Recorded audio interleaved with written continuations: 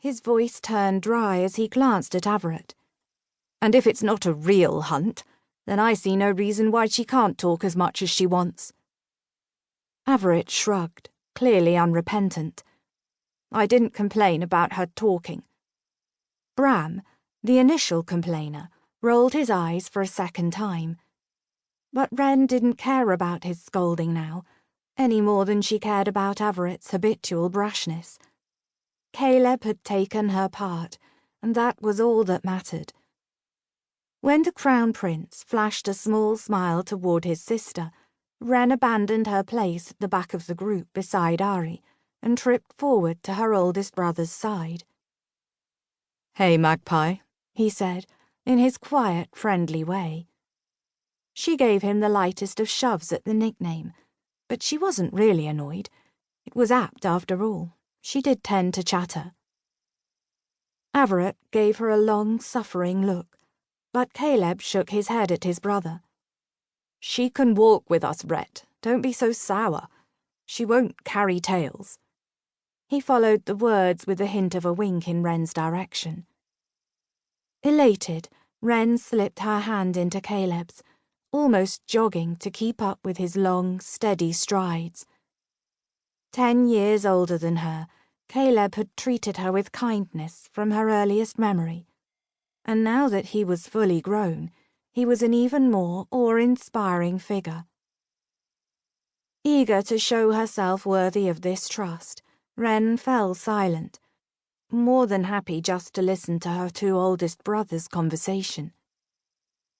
"I'm surprised you didn't want to be part of the discussion with the Antolian envoy," Everett said, his gaze sharp as it rested on Caleb. "If tensions over this border issue are as serious as I thought, I would have expected you to want a say in the negotiations." "No more serious," said Caleb curtly, and Wren saw Everett raise an eyebrow. "There was a skirmish yesterday." "What, actual fighting?" Everett demanded. "Soldiers shed blood?" "There were no deaths," Caleb said, his voice grim. "But there was fighting." "And Holia is ready to go to war over a few leagues of land?" Everett said incredulously. Caleb shot his brother a look. "A few leagues with more iron than the rest of our 2 kingdoms put together. They're probably shaking their heads, asking whether Mistra is really ready to go to war over a few leagues of land." "But it's on our side of the border," Everett insisted. Caleb sighed.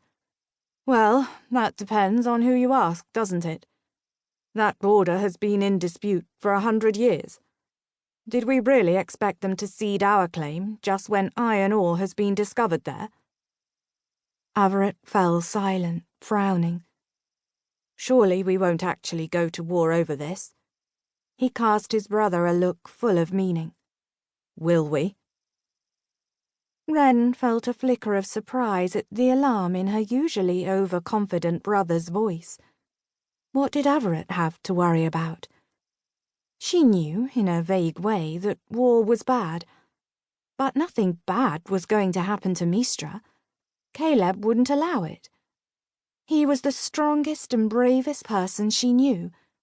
It was impossible not to feel safe with him looking after things.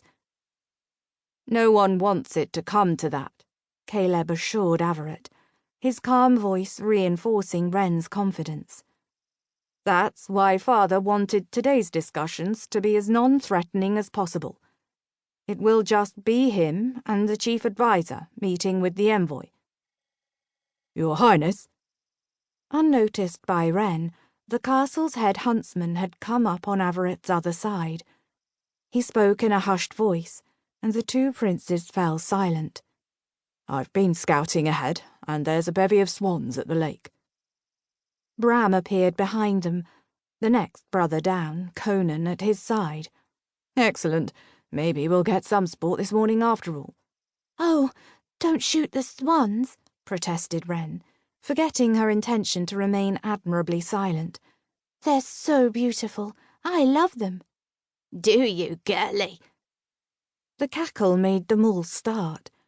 Caleb, Everett, Bram and Conan all reached instinctively for the hilts of their swords, and Wren